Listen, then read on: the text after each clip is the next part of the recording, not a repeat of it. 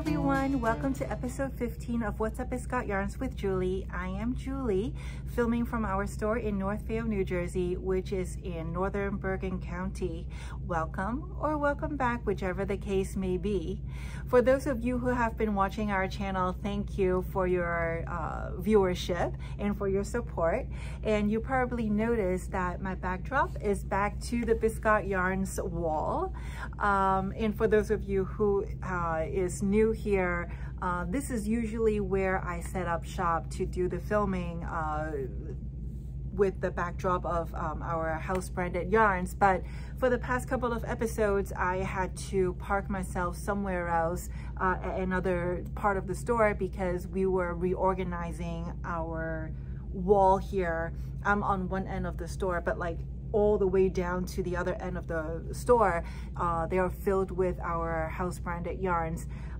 We needed to reconfigure some spacing so we could accommodate for new colorways that we're introducing, as well as a new line of fingering way yarn.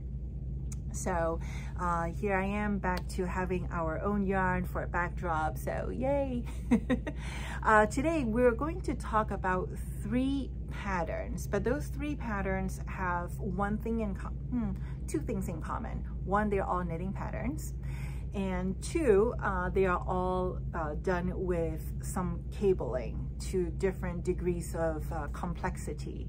I'm going to start with the easiest one, and I'm going to graduate up to not the most difficult, but like a little bit more complex than, you know, a mock cable, which is what the first one is going to be about. Definitely the cabling will be doable for like the 3rd one I'm going to talk about. You could probably still knit flicks with it, but you know, it's just a little bit different is all. Okay, so the first one is what I am wearing. It is called the Spring Daisies. This sweater, I'm going to stand up and show you the whole thing. It's not too long, and it's not crop top either, so I don't know what length you would call it if there's a category, but it falls to my hip, like right where the belt line is. And here is the sleeve, regular length. You know what, this is like so prominent. Let's talk about this first. So after you're done with the sweater, you will, optional obviously, there's some embroidery work here that you would sew on top of your finished knitted sweater. It is super sweet, it's really cute, and there are specific instructions on the pattern as to how that embroidery work is done. There's always YouTube, so if you get stuck or if you're more of a visual learner. The construction of this sweater is from the top down. You start off with cables, and so come closer to the camera. So this is mock cabling. It's basically 1 by 1. The way I usually do 1 by 1 cable, I don't even bother with a 3rd needle to hold the stitch forward or back, whichever the case may be. I just take my right needle and go at the 2nd stitch, whether, you know, from the front or from the back, depending on whether it's like knit 1 by, you know, depending on whether the stitch is to be held in the front or to the back. I basically just leave the 2 stitches on, I knit the 2nd stitch, and then I go back and knit the 1st stitch, and then I take both stitches off the needle. That made a lot more sense. But the designer of this sweater had given instructions that I haven't tried out before, but it basically yields the same results. And it doesn't require you to use a cable needle either. So I'm gonna have to try that method out the next time I do something with 1 by 1 cabling or mock cable. But anyway, so here is the sweater. The yarns used for this, it's held doubles, yarns held double. One of our, from Louise Robert collection, Biscotte, so it's our fingering way yarn, paired with Hermione, which is our line of yarn with 75% mohair and 25% silk. This is one colorway. We do have kits available to knit this sweater, in which there are 4 different colorways made for you. But of course, you don't have to go by, you know, the colors that we chose for you, but definitely give you something to consider. It's perfect for people like me who don't really like to work with colors. I only like to work with the construction and the design of knitwear. When it comes to color matching, it gives me a headache. So this is one version. It's very sweet. It's very like spring, hence the name of the sweater, Spring Daisies. And then I chose a variation for you. This is more autumnal because we're going into autumn, right? It's already end of August and it's sweater weather coming very soon, which makes me very happy. So I figure I'd choose something that's a little bit autumny, 'tis the season. So for the Biscotte, ooh, I lied, I'm sorry. I said it was from Louise Robert Biscotte collection, but it's Biscotte yarns. So sorry about that. So here it is. Actually, you know what? I did not lie. I think for this one, this was let me check my notes. Patrick knits Biscotte. So this color, like the Biscotte that I'm wearing right now, it's from Patrick Knits collection, and it was a special dye. I'm not sure if you could still get that. You could check the website. Actually, I did check the website. I think it is still available, this very pink specific colorway. So yes, but the other kits that we made are paired with Biscotte yarns. So here we go. Sorry for the confusion. So Biscotte yarns Biscotte, and this is in their colorway Tiger's Eyes. And then the Hermione, the mohair one, it's caramel. So for those of you who have been watching, you know I don't or can't wear mohair or alpaca or angora or anything that's halo-y and fuzzy and dreamy because my skin is very sensitive to it. I'm not allergic to it per se. I hear some people say that they're allergic, but I don't think I have an allergy to it per se, but it just pricks my skin. Then I've been wearing this for a little bit, like, you know, from prepping for this filming, and I'm talking to you wearing it, and it doesn't really bother me. And I think if memory serves, this is the second piece I'm wearing, a second sweater I'm wearing with the Hermione yarn, made with that yarn. And it doesn't bother me, so that makes me very happy. I don't know if it's because I don't know how they process it, this line of yarn, or if I'm outgrowing, or maybe I'm building more tolerance towards halo-y yarn. I don't know. But if I'm gonna have to give it a rating, like on a scale of 1 to 10, 1 being the most tolerable and 10 is like, you know, get this off of me, I'm gonna say it's like a 2. If I'm being honest, it's like a 2, the prickly factor. So which is really tolerable. So if you are like me, who is sensitive to mohair and such, and you want to give it a try, maybe you can try Hermione. And hopefully that it will work for you too, but no guarantees. But I do hope that it will work well for you. So that's the sweater. The second pattern we're going to talk about is going to be a hat. The name of the hat is Brin de Folie.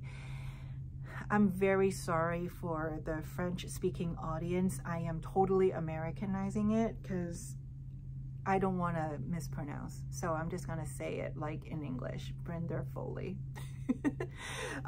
Here it is. Here is the hat. It is knitted with our DK Pure line of yarn. So it's DK Way, but if you, let me hold this up closer so you see, it looks pretty thick and chunky, right? Because the yarn is held double. So there are 3 different colorways used to knit this hat, and they are all from the Louise Robert collection. DK Pure, like I said, 90% superwash merino and 10% of silk. So first you start knitting with this ambulin. You hold it double, so when you have caked it, then you just pull one strand from the middle and then you use the other end, the outside end, both ends held double, and then you go at it. And that way you don't have to like break the yarn and measure out, you know, 2 skeins of equal weight. You could if you want, but and then the second color you would use is this colorway, which is Bonheur d'Occasion. And then the third colorway is this glorious golden color, which is Klimt, as in Gustav. And when you put the 3 together, you get this. So here, very obvious that there is cabling involved, and the cabling is not that complicated. It's only 4 stitches held to the front or to the back. So for that, I would, very personal, right? So I would use a cable needle or a DPN. Sometimes when I'm too lazy to get up to find my whatever, I just use whatever I can find within reach, like my Apple Pencil, or if I were in the kitchen, like a shish kebab stick or something, like whatever works. But anyway, so the cable here is not complex. It's just cable for front, cable for back, whatever. And here it is. Like I said, it's yarn held double, 1, 2, 3. And this may be an obvious fact. When you get to the top, there is crown shaping decreases done. I'm bringing it up because recently I come across a couple of patterns for hats where the designer didn't have any decreases for the crown. She or they had, the instruction was for the knitter to just cinch up the stitches, the live stitches on top to create that crown shape. So I guess it's not like a given that you do decreases, but I think most traditional patterns you do that. But I mean, whatever. So here you do the decrease, and then you can top it off with a pom-pom, because pom-poms are always fun. But if that's not your jam, then just omit it and it will still be a really nice piece. So here is the hat. So like I said, this is just a standard size adult hat, which only comes in 1 size. And you're using 3 skeins of DK weight yarn. You're for sure going to have leftover.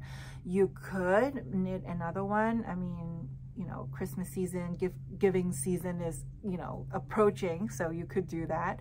But what's cool about this pattern is that the designer kind of gave us a bonus.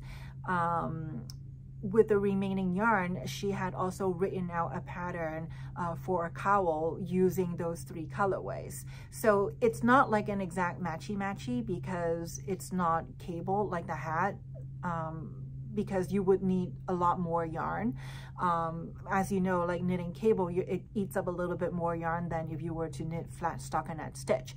So you probably wouldn't have enough yarn to do like a matching cable cowl, but the pattern does have enough. I mean, it's a cowl, so it's not like a scarf where you need like a large length. So it'll be enough for you to comfortably, you know, wrap around your neck using the remaining yarn. So it will be matching because it's of the same colors, but it won't be like super matchy because it's gonna be a different texture pattern compared to the hat. So there is that.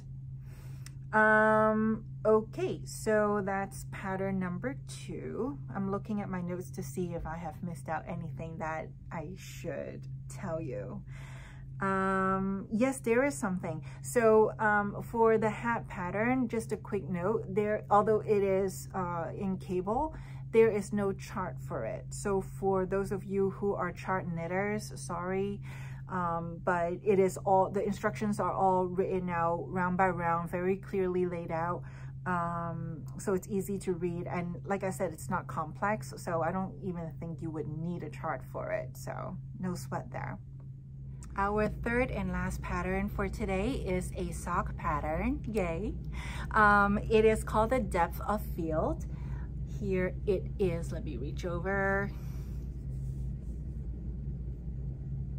All right, it is really pretty delicate lace and cable. I think not too long ago I did a similar pattern, lace and cable sock. They're so pretty. So here it is constructed. Let's talk about the construction first. From the cuff down, simple 2x2 ribbing for a little bit, and then you start doing the leg part with both lace stuff and cable stuff. And like I was saying before, this is not hard to do, this type of cable, but how do I say it? Like when we were talking about this hat, the way you do the cable is just, you know, you put 4 stitches on your cable needle or DPN and you hold it to the front or to the back, and then you just knit. All you do is knit. But with this one, you also will need to hold your stitches on, you know, a third thing, but instead of just straight knitting, you may also need to do a purl, or you may need to do a knit one through the back loop.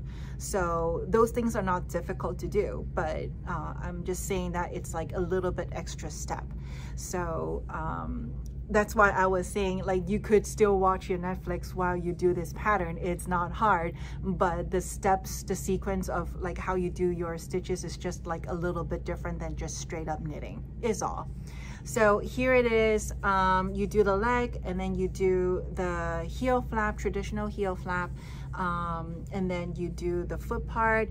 You keep the pattern integrity on the front, and then the bottom is stockinette, and that's how it stripes up. And by the way, this is from Louise Robert collection, Biscotte colorway Marie Antoinette. And then you come to the toe part and you do a decreases, Kitchener stitch, and that's it. And then you rinse and repeat and you do the other sock. And here it is. So for the sock pattern, for this depth of fields, field singular, there are 3 sizes, small, medium, large. For the number of stitches you cast on is a little bit more than your traditional 56, 64, 72. You add 4 more stitches, so it's like 60, 68, and 76. Yes. And the gauge for this sock is like 8.5 stitches per inch in stockinette. Even though using a 1.5 US 1.5 or 2.5 millimeter knitting needles. So the reason why you would need to cast on a few extra stitches than your typical vanilla sock variety is because of the cabling. It pulls in, you know, the fabric a little bit, so you need to account for that, especially for socks. I mean, this one is not too bad, right? Because it's only cables, you know, in the front and in the back, but it was like all over cable. Then that you really have to make sure that there is enough stretch to the fabric, or cast on that many more extra stitches so that you could, you know, fit the circumference of your leg or your head, you know, whatever you're knitting, whatever the case may be. But with this one, it's only the front and the back, like I was saying. You know, on the sides, it's plain stockinette, which is not as stretchy as, you know, ribbing, but there is still more stretch to it, so compared to, you know, having the cable part. So there is that, but you only cast on like 4 extra stitches than your traditional sock knitting cast on, so it's not like the end of the world or too complex. So that's that for that pattern. In this one, I'm just scrolling through, make sure I didn't miss any noteworthy notes to share with you. This pattern is charted. This one, you will need a chart for it. For those graphic readers, it will be a lot easier. And then it's also, is it written out as well? No. So yeah, if you are, excuse me, hold on one second. It is also written out. Sorry about that. So it is both written out round by round, as well as a very clear chart at the end, whichever way you prefer to do your lace and cable knitting. All right, so those are the 3 things for today, and this is the end of episode 15. If you enjoyed today's content, please give it a thumbs up. And if you haven't done so already, subscribe to our channels, have the notification turned on so you'll be notified whenever we have new content to share with you. And now you know it's not just me. Louise also does a lot of filming in Canada, where she has content delivered to you in French. So that bell will ring for you whenever I or Louise have fresh content for you. And if you're going to cast on something new using our yarn or one of the patterns that we talked about today, post it on your social, hashtag Biscotte Yarns, and because we would like to follow your knitting journey every step of the way. And until next time, happy knitting.